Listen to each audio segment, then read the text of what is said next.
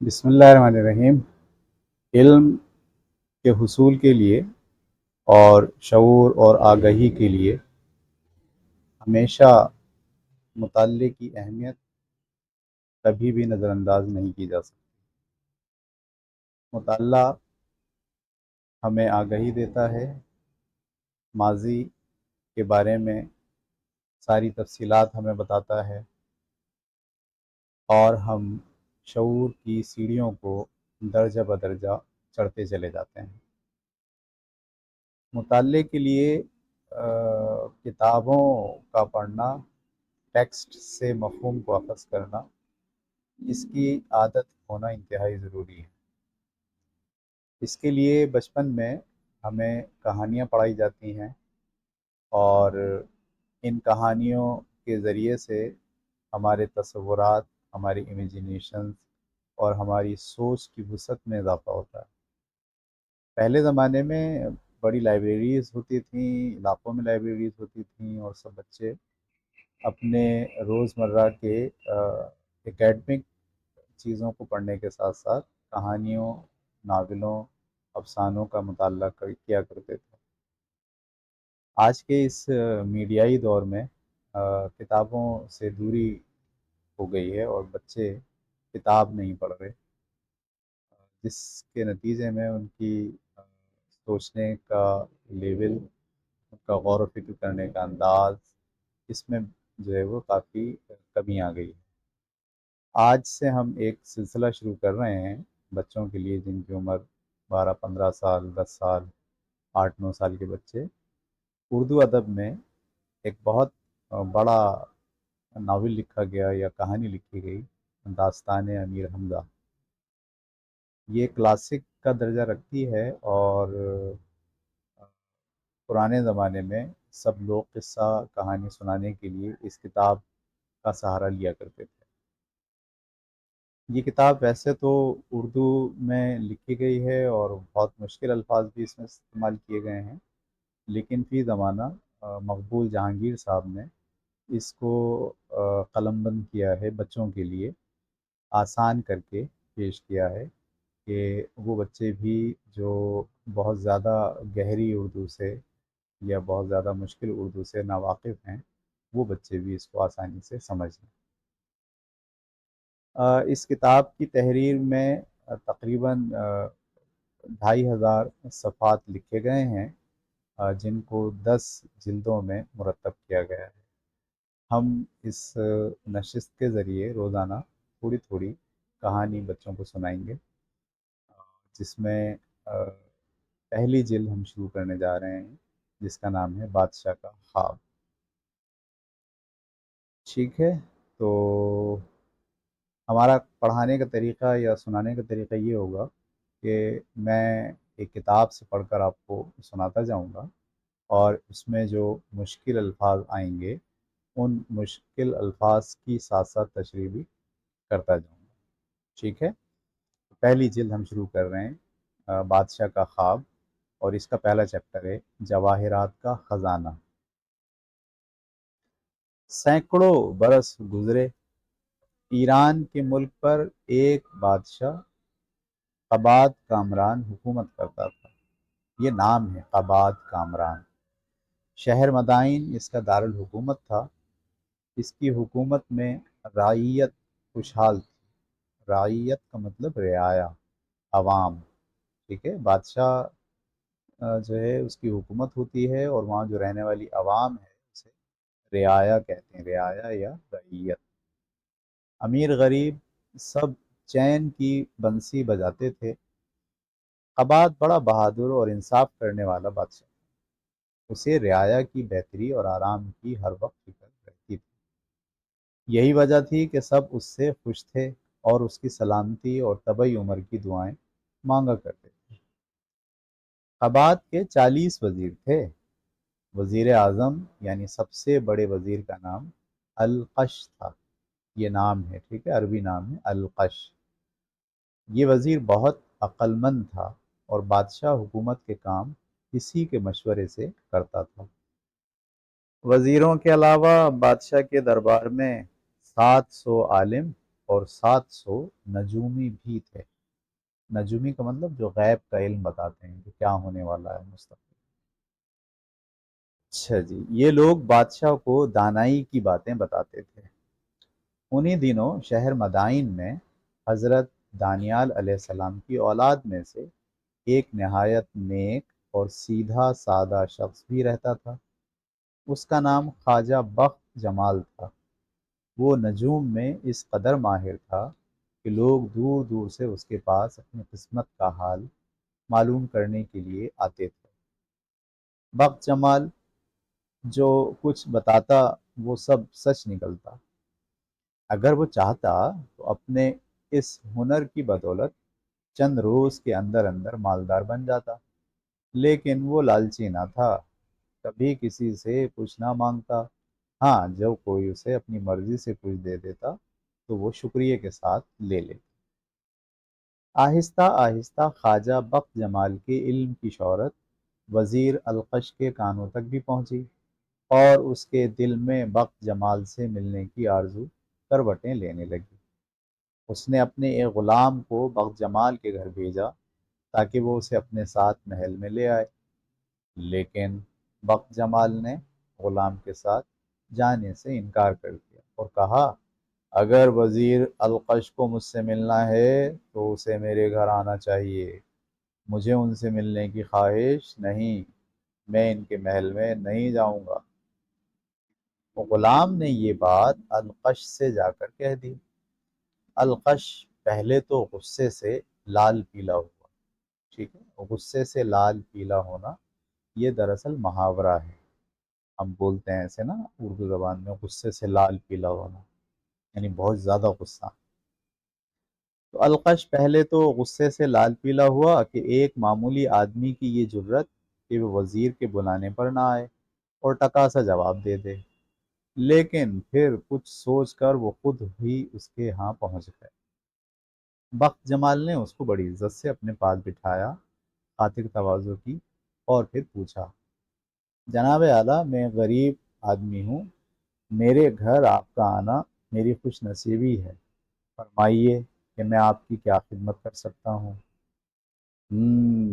ہم نے سنا ہے کہ تمہیں نجوم میں کمال حاصل ہے، تم غیب کی باتیں بتاتے ہو، کیا تم ہمیں یہ کمال سکھاؤ گے؟ یہ سن کر خواجہ بخت جمال چند لمحے چپ رہا، پھر کہنے لگا، جناب، میں کیا اور میرا کمال کیا؟ بزرگوں سے جو کچھ مجھ تک پہنچا ہے اسے میں نے اپنے سینے میں محفوظ رکھا ہے۔ اگر آپ یہ علم حاصل کرنا چاہتے ہیں تو مجھے کیا انکار ہے، لیکن جناب کو اس کے لیے میرے ہی گھر آنا ہوگا۔ ہمیں تمہاری یہ شرط منظور ہے، وزیر القش نے کہا، اور پھر خواجہ بخت جمال کا امتحان لینے کے لیے اس سے چند باتیں پوچھیں، جن کا اس نے حساب لگا کر ایسا جواب دیا کہ القش حیرت سے اس کا منہ تکنے لگا، کیونکہ یہ وہ باتیں تھیں جنہیں خود القش کے سوا دنیا میں کوئی اور شخص نہیں جانتا تھا۔ چنانچہ الخش روزانہ اب بخت جمال کے گھر جاتا اور اس سے علم و نجوم سیکھتا۔ آہستہ آہستہ ان دونوں میں بہت محبت ہو گئی، اور نوبت یہاں تک پہنچی کہ اگر کسی روز ان کی ملاقات نہ ہوتی تو دونوں بے چین رہتے۔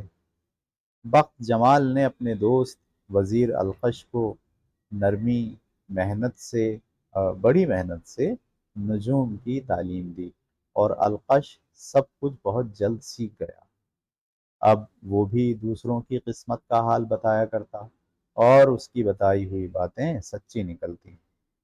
ایک روز القش نے اپنے دوست بخت جمال کی تقدیر کا حساب لگایا تو اسے معلوم ہوا کہ آنے والے 40 دن بخت جمال کے لیے سخت منحوس ہیں۔ اگر وہ ان 40 دنوں میں گھر سے باہر نکلا تو اس کی جان کو خطرہ ہے۔ یہ دیکھ کر وہ سخت پریشان تھا۔ وہ جانتا تھا کہ اس کے حساب میں غلطی نہیں ہو سکتی۔ وہ اسی وقت بخت جمال کے گھر گیا اور اسے بتایا کہ آئندہ 40 دن اس کی زندگی میں بھاری گزریں گے۔ ان دنوں میں وہ ہرگز گھر سے باہر نہ نکلے۔ یہ سن کر بخت جمال فکر مند ہوا اور اس نے بھی اپنے بارے میں حساب لگایا علم نجوم سے، تو یہی معلوم ہوا کہ القش سچ کہتا ہے۔ اب میں جاتا ہوں، انشاءاللہ 40 دن کے بعد ملاقات ہوگی، القش نے رخصت ہوتے ہوئے کہا۔ بہت بہتر، جو خدا کی مرضی، بخت جمال نے جواب دیا۔ میں 40 دن تک گھر ہی میں رہوں گا، اور امید تو یہی ہے کہ میری جان سلامت رہے گی، آگے اللہ کی مرضی۔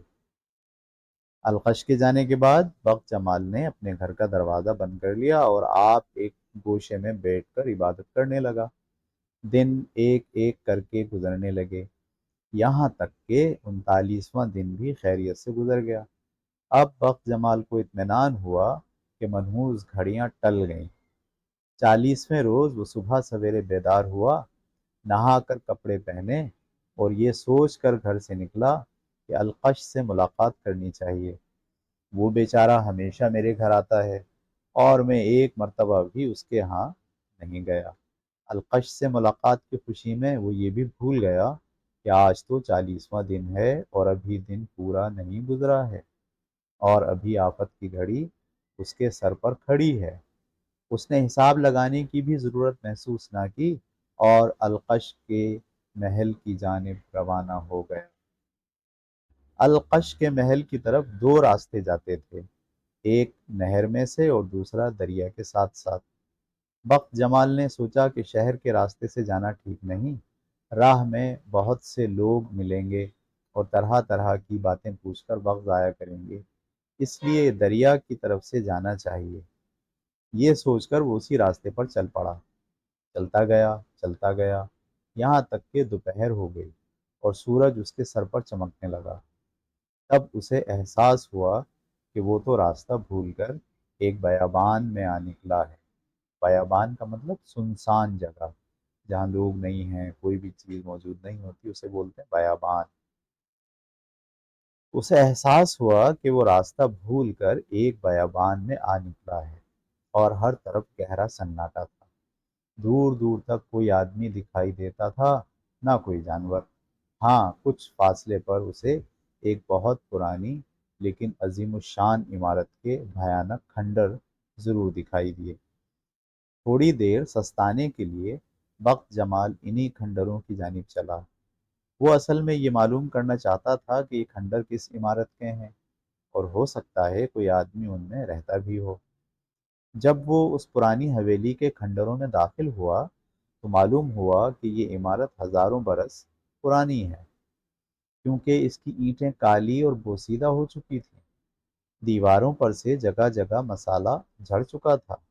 کھنڈروں کے اندر بڑے بڑے کمرے اور کوٹھریاں نظر آئیں، جن کے اندر اندھیرا تھا، اور دیواروں پر مکڑیوں نے بے شمار جالے تن رکھے تھے۔ چھتوں پر ہزار ہا چمگادڑیں بھی الٹی لٹکی ہوئی تھیں۔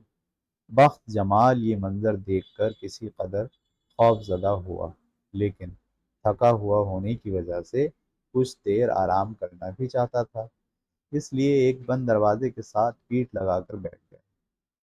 یکایک اس کی نگاہ دروازے میں لگے ہوئے تالے پر پڑی۔ تالا بہت بڑا تھا، لیکن اسے زنگ کھا چکا تھا۔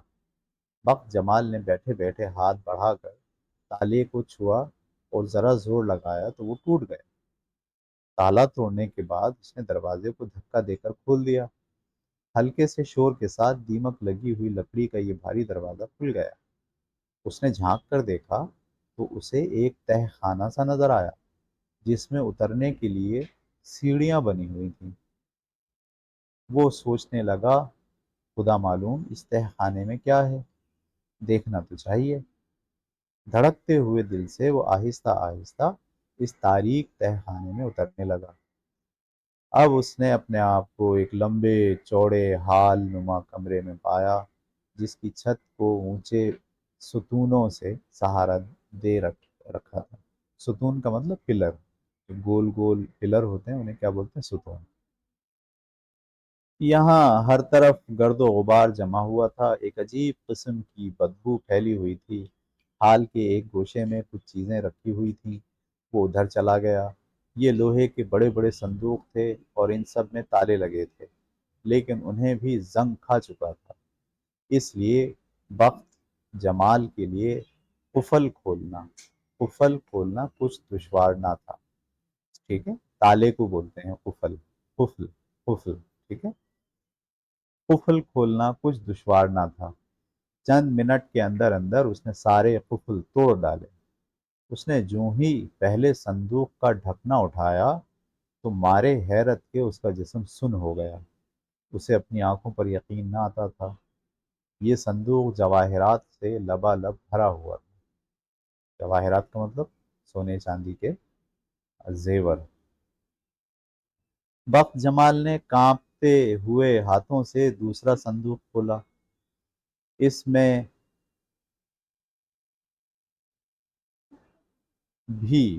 بھی ہیرے، اشرفیاں اور سونے کے زیور بھرے ہوئے تھے۔ اب اس نے صندوق کو گنا۔ ان کی تعداد 7 تھی اور سب کے اندر بے شمار دولت تھی۔ اس خزانے کو پا کر خواجہ بخت جمال کے ہوش اڑ گئے۔ اس کی سمجھ میں نہ آتا تھا کہ آخر یہ خزانہ اب تک لوگوں کی نظروں سے اوجھل کیوں رہا۔ وہ اتنا بدحواس ہو چکا تھا کہ اپنے علم کے ذریعے بھی اس راز کا حل پانے میں ناکام رہا۔ آخر اس نے فیصلہ کیا کہ وزیر القش کو اس کے بارے میں بتانا چاہیے۔ یہ دولت میرے کس کام کی؟ میں اسے القش کو دے دوں گا۔ وہ لڑکھڑاتے قدموں سے باہر نکلا، تہ خانے کا دروازہ بند کیا اور کھنڈروں سے باہر آ گیا۔ سورج اب بھی آسمان سے آگ برسا رہا تھا۔ ٹھیک ہے، یہ بھی ایسے محاورتن بولا جاتا ہے، سورج آسمان سے آگ برسا رہا تھا۔ اس کا مطلب یہی ہوتا ہے کہ بڑی سخت گرمی ہو رہی تھی۔ لیکن خواجہ بخت جمال کو اس کی کوئی پرواہ نہ تھی۔ خزانہ پا لینے کی خوشی میں وہ دوڑتا ہوا شہر کی طرف گیا اور پھر وہاں سے القش وزیر کے محل کا راستہ لیا۔ القش کو جب اس کے خادم نے بتایا کہ خواجہ بخت جمال ملاقات کے لیے آیا ہے تو وہ بڑا حیران ہوا۔ اس کے حساب سے ابھی 40واں دن پورا نہیں ہوا تھا اور خواجہ بخت جمال کی جان سورج غروب ہونے تک خطرے میں تھی۔ وہ جلدی سے محل کے دروازے پر آیا، اسے بڑی عزت سے اپنے ساتھ اندر لے گیا اور کہنے لگا، خواجہ صاحب آپ نے کیوں تکلیف کی؟ میں تو خود مغرب کے بعد آپ کی خدمت میں حاضر ہونے کا ارادہ کر رہا تھا۔ آپ کو معلوم ہے نا کہ آج 40واں دن ہے۔ ہاں بھائی، آج 40واں دن ہے اور 39 دنوں کی طرح یہ دن بھی خیریت سے گزر جائے گا، لیکن تعجب ہے کہ یہ 40واں دن میری زندگی کا سب سے مبارک دن ثابت ہوا۔ خواجہ نے کہا، وہ کیسے؟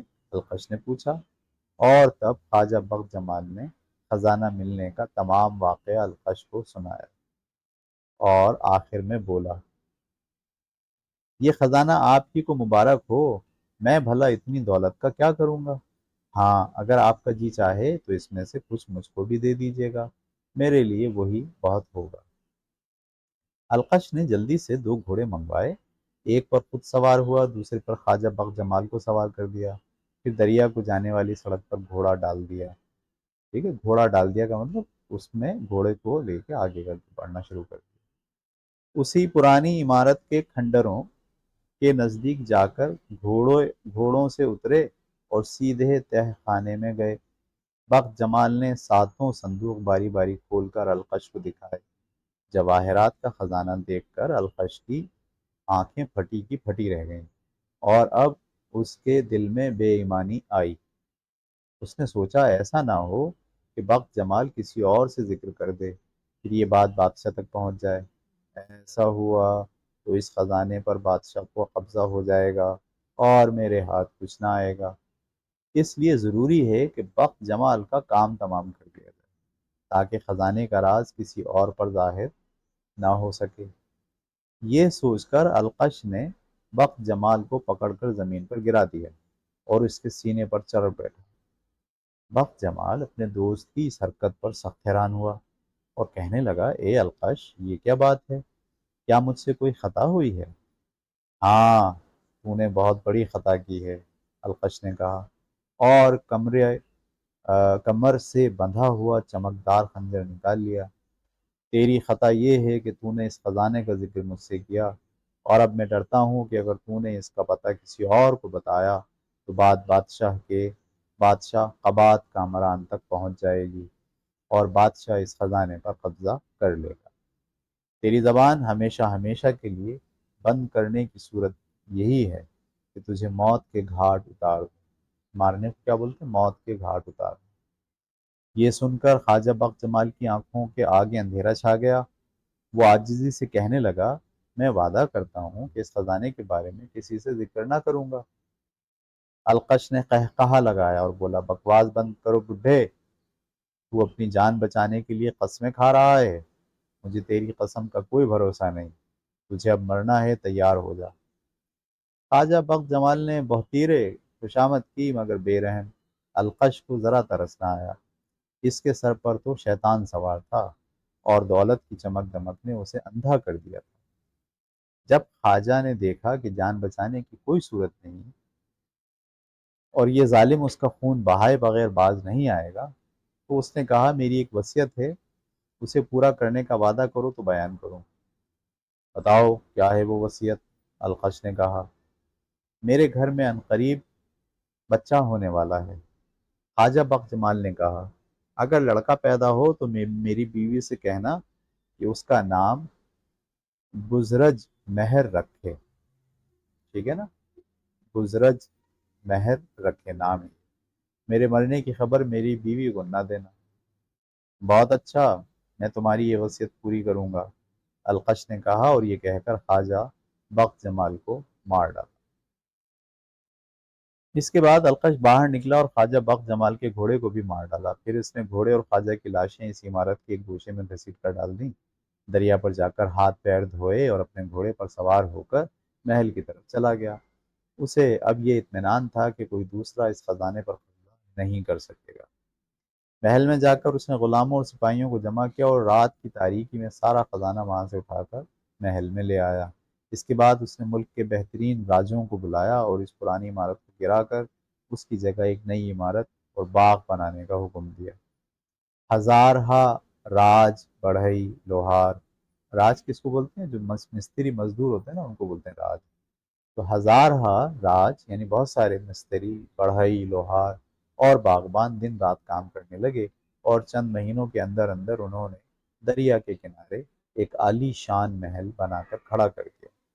القش محل اور اس کے باغ کو دیکھ کر بے حد خوش ہوا اور اس کا نام باغ بیداد رکھا۔ نام رکھا اس نے باغ بیداد، یعنی ایسا باغ جس کی کوئی داد نہیں دی جا سکتی ہو، جس کی تعریف نہیں کی جا سکتی ہو۔ اس عرصے میں اس نے خواجہ بخت جمال کی بیوی سے کہہ دیا تھا کہ اس کے شوہر کو ایک ضروری کام کے لیے چین بھیج دیا گیا ہے اور جاتے ہوئے وہ کہہ گیا ہے کہ گھر میں لڑکا اگر پیدا ہو تو اس کا نام بزرج مہر رکھنا۔